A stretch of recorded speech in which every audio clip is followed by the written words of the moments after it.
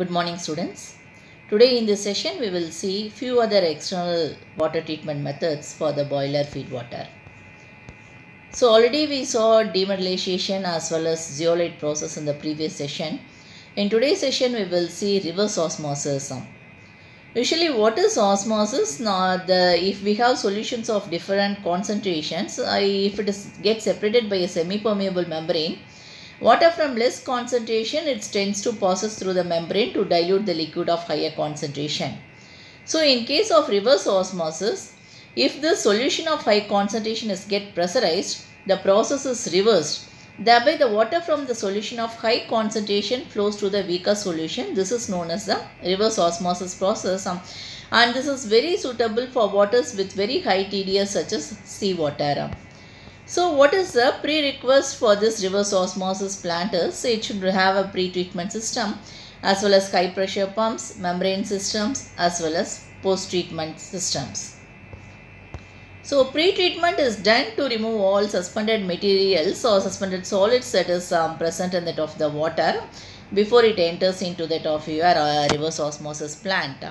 So this pre-treatment can be done by conventional methods like chemical feed followed by coagulation, flocculation, sedimentation, and in cases like we have sand filtration or membrane processes like microfiltration and ultrafiltration also can be used. So the pressure ranges from 17 to 27 bar for brackish water and from 52 to 69 bar for seawater. So this reverse osmosis pressures, it is a pressure driving process. It's capable of removing small particles like dissolved solids and low molecular weight organics from the feed water stream. And this reverse osmosis method has been used extensively to convert the brackish water or seawater to drinking water, to clean up the wastewater and to recover the dissolved salts from the industrial process. So this picture clearly shows you what is the difference between the osmotic process as well as the reverse osmosis process. So here in this picture you could say that in case of osmosis process, generally the movement of the pure water through the semi-permeable membrane from low to high concentration solution occurs. But in case of reverse osmosis, because of the high pressure that is applied, this flow is get reversed so that the water is flow from the concentration to the dilute side and the solutes are retained by the membrane. So this is another picture showing the reverse osmosis, how with the help of the cross flow filtration process. With a high pressure pump, feed water will be continuously pumped at elevated pressure to the membrane system. Within the membrane system, the feed water will be split into new saline and as well as the purified product. So this purified water that is called as permeate, while it of the high saline or concentrated brine called as concentrate, or we can say it as a reject. So a flow regulating valve will be attached that is called as concentrated valve that controls the percentage of feed water that is going to the concentrate stream and the permeate which will be obtained from the feed. Normally, as we already saw, this seawater can be treated by using reverse osmosis process, and here we use certain other chemicals like suppose we can use chlorine, so that it will oxidize organic products in the seawater and it will also kill unwanted marine life. And aluminium sulfate is added to precipitate the colloidal material as well as cholera. And sulfuric acid as well as hydrochloric acid will be added as pH so that to maintain the pH about 6 and it will suppress the calcium carbonate scaling. So these are all the few of the pre-treatments what is employed to that of the seawater before it is subjected to the reverse osmosis process. So the membrane what is used for the reverse osmosis process, it should be inexpensive and it should have longer as well as a stable life, and it should permeate the flow of large amount of water through the membrane relative to the volume they occupy, and they need to be strong enough to withstand the high pressure and variable feed water quality. So what are the advantages of RO processes? It's very simple in design as well as in operation, and it has very less maintenance requirements. And it can remove both the organic as well as the inorganic pollutants, and it will allow the recovery as well as the recycle of waste process streams with no effect on the material being recovered. And this RO systems, it requires less energy as compared to that of the other technology. So what is a semi-permeable membrane what we use in OVO? Actually, it is a polymeric material of different pore size that will selectively allow the permeation of water while restricting the permeation of other substances that are dissolved in water. The larger solutes are retained as reject or concentrate. Due to its asymmetric nature, fouling is eliminated. So these are the different types of membranes what is used in the RO process. You could see the plate and frame type, and second one is the modular type, third one is spiral wound, and fourth one is hollow fiber modules. Apart from this, we have the other type of membrane called cellulose assisted membrane. It was earlier used in the industries, but nowadays it has become extinct. Because this membrane, it progressively it becomes larger from the salt rejecting layer to that of the reinforcing fabric. Because of this disadvantage, it's been not used in this industries. So the other type of membrane is thin film composite membranes. You could see this is the membrane what is used nowadays. That is, it consists of 3 layers consisting of feed spacer, permeate carrier, product carrier, as well as polyamide. So this is a picture that depicts your OVO membrane. You could see the clear water that is a permeate is coming from the front, as well as the concentrate or the reject is coming at the back. And we could see what is the member layers that is provided inside this reverse osmosis, starting from the covering till the membrane. We could see all the layers here. Apart from that, we can have the other type of membrane, hollow fiber membrane, where it consists of numerous hair-like membranes combined together to form a single module. So this picture also clearly shows you the hollow fiber membrane. And apart from this, we have classified these membranes based upon the particle size distribution. So we could see what is the ranges of different filtration. Say microfiltration, it could retain 0.1 micron size of the particles, and ultrafiltration, nanofiltration, and reverse osmosis. We could see the different microns of particles which could be retained in this filtration process. So further in this diagram, we could clearly see that in case of microfiltration, only the bacteria and suspended solids get removed from the process. And in case of ultrafiltration, addition to this will get removed of viruses. In case of nanofiltration, in addition to ultrafiltration, will get the multivalent ions also be removed. So in case of reverse osmosis, only the water is passed through that, while other substances are get removed from the water. So what is the advantages as well as the disadvantages? It is an efficient means of removing the salt, and it is less expensive. It is simple to operate and maintain. That's why it is used in houses also. And this technology makes minimal use of chemicals. So what is the disadvantages? We require the periodic membrane cleaning. And the feed water should be pre-treated to remove the particulates in order to prolong the membrane life. And it requires a reliable energy resource, and however the initial cost is high compared to that of the other methods. So the second method what we are going to see today is deaeration. From the name itself, we could see removal of the oxygen or any air particles from that of the water is the purpose of this. So here the gases like oxygen, carbon dioxide, as well as the H2S and air and other gases, these are the responsible for corrosion in the boiler. So they are removed by means of thermal treatment. So in deaeration, here the dissolves corrosive gases from water is get removed, and that process is called degasification. So this corrosive gases makes the water corrosive as they react with it of the metal to form iron oxide.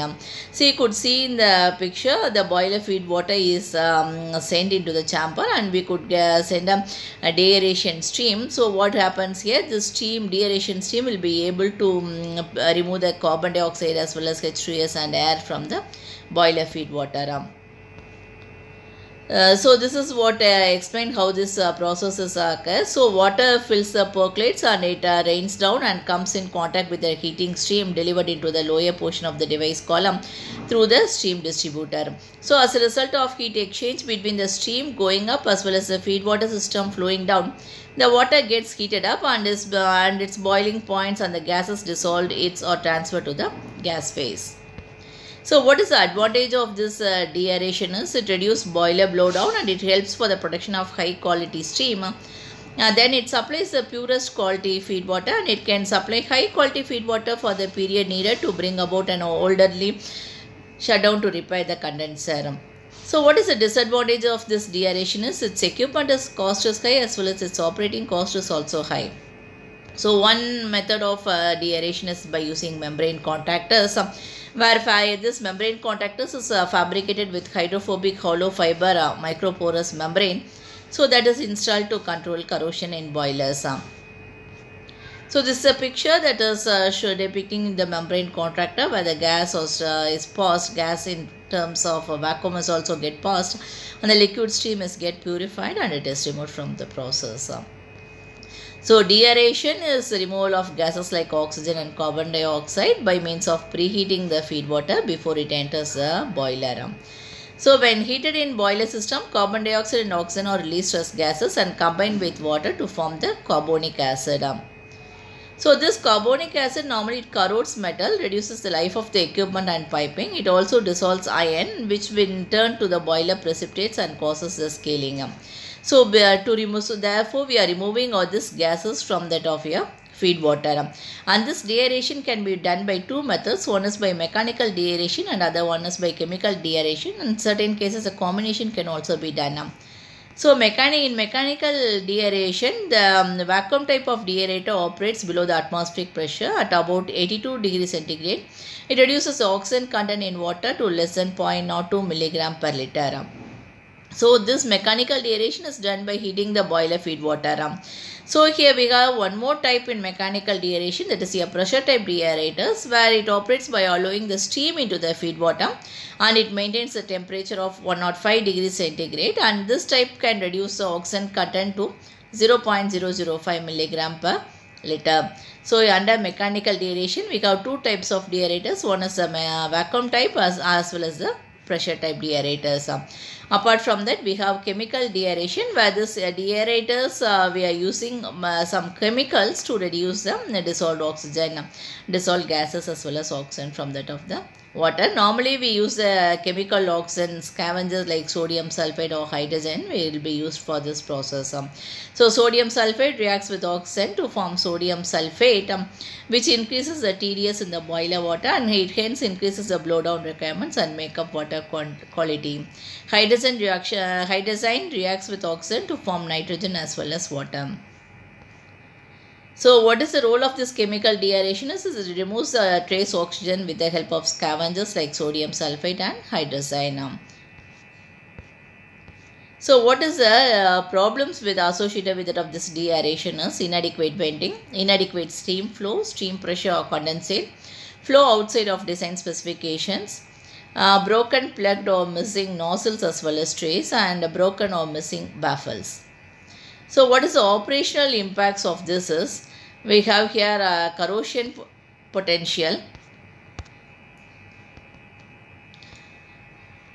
iron in the boiler, higher oxygen scavenger usage, so it increases the boiler conductivity, lower cycles, reduced boiler efficiency, greater chemical cost and reduced DA life. So therefore it's required to have a proper monitoring with the help of flow, temperature, pressure, scavenger, venting, inspections, all has to be done in case of deaerators at regular interval. So other than this, we could see the external methods of conditioning the feed water like clarification, filtration, ion exchange and membrane separation. We have seen already enough related with clarification. So this removes all types of solids as well as large particles like sediments, oil, natural organic materials, color, etc. And it consists of 4 steps normally: screening, coagulation, flocculation, sedimentation as well as fine filtration. So in case of clarification, important factors to be considered is the velocity gradient, time as well as pH. In case of flotation, we have 3 types: natural flotation, aided and induced flotation. Other than that, in induced flotation, we have 2 types. One is dissolved air flotation and other one is mechanical flotation. So just we will recall this ion exchange process, where we will use here both cation exchange resins as well as anion exchange resins to remove the organics, virus as well as the bacteria. So 3 systems of resin beds can be done. So the combination is shown here: strong acid cation plus strong base anion, strong acid cation plus weak base anion plus strong base anion, or mixed bed deionization. So this ion exchange plant, it softens the water, it removes the heavy metals and it produces the demineralized water. So in case of reverse osmosis, we could see that by applying the pressure greater than the osmotic pressure, water flows from the higher concentration solution to the lower one. So the working pressure for different types of waters is also shown here. So next one is your electrodeionization. So here what happens here in case of electrodeionization, it combines membrane separation and ion exchange to provide high efficiency demineralization process. So electric current continuously regenerates the resins and no need for periodical regeneration in case of electrodeionization. So deionization chamber that consists of ion exchange resin packed between the cationic as well as anionic exchange membranes. So the advantages of this electrodeionization is continuous operation. It eliminates the use of chemicals for regeneration, and it requires only less power for consumption. So disadvantages is it's not used for water with hardness greater than 1, and it requires purification pre-treatment, and pre-removal of carbon dioxide is also a very important thing. So the other method of your external treatment is by using adsorption process, where the particles or the molecules will get adsorbed to that of the surface. So this process creates a film of the adsorbate on the surface of the adsorbent. The term adsorption, it shows both absorption as well as adsorption, but there is a difference here. So in case of absorption, the fluid permeates or it gets dissolved by the liquid or the solid. So while in case of adsorption, it gets attached to that of the solids. The solids gets attached to that of the surface. And what is desorption is the reverse of adsorption, and this is also surface phenomenon. So we got two types of adsorption. One is physical adsorption as well as the chemical adsorption. Normally physical adsorption is weak, while chemical adsorption is very strong as chemical bonds. So what is adsorption? It's an adsorption process in which certain adsorbates are selectively transferred from the fluid phase to the surface of the insoluble rigid particles suspended in a vessel or packed into a column.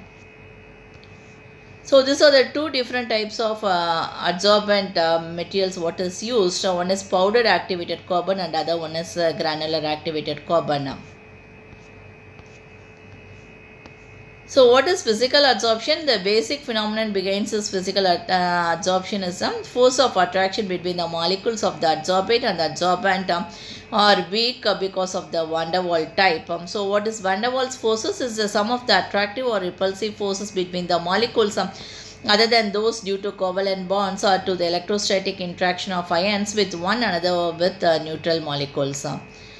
So since the forces are very weak, the process of desorption can be easily reversed by heating or decreasing the pressure of the adsorbate. So what is chemical adsorption? The force of attraction between the adsorbate and the adsorbent, here it is very strong because of the chemical bonds between the molecules. So here this it is accompanied by release of energy. That is, most adsorption processes are exothermic in nature.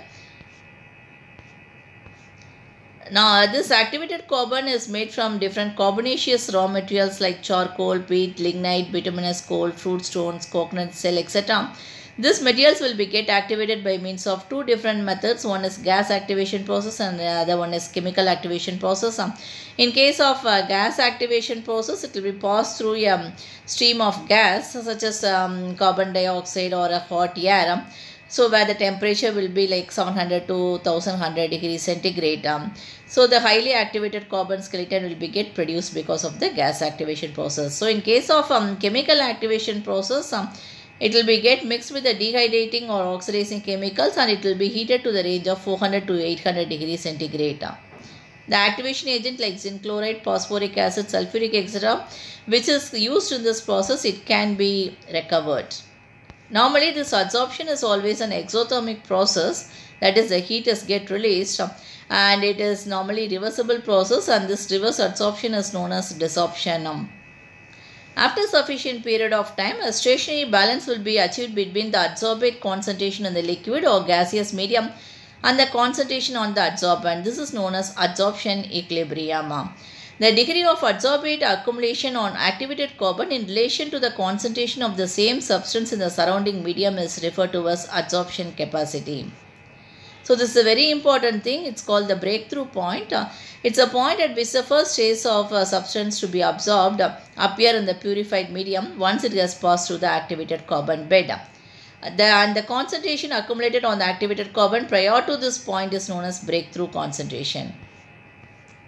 Remember, water that is used to fill high pressure boilers must be free of oxygen as a precaution against corrosion. Oxygen in feed water is converted into nitrogen and water through the addition of hydrogen hydrate.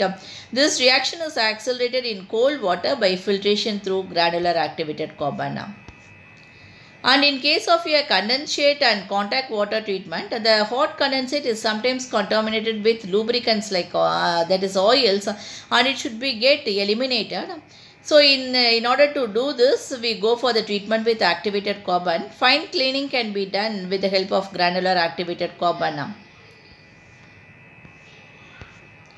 So this is your adsorption equilibrium isotherm. That is, your adsorption is usually described in terms of isotherms. What is isotherms? It is amount of adsorbate on the adsorbent as a function of its pressure or concentration at constant temperature.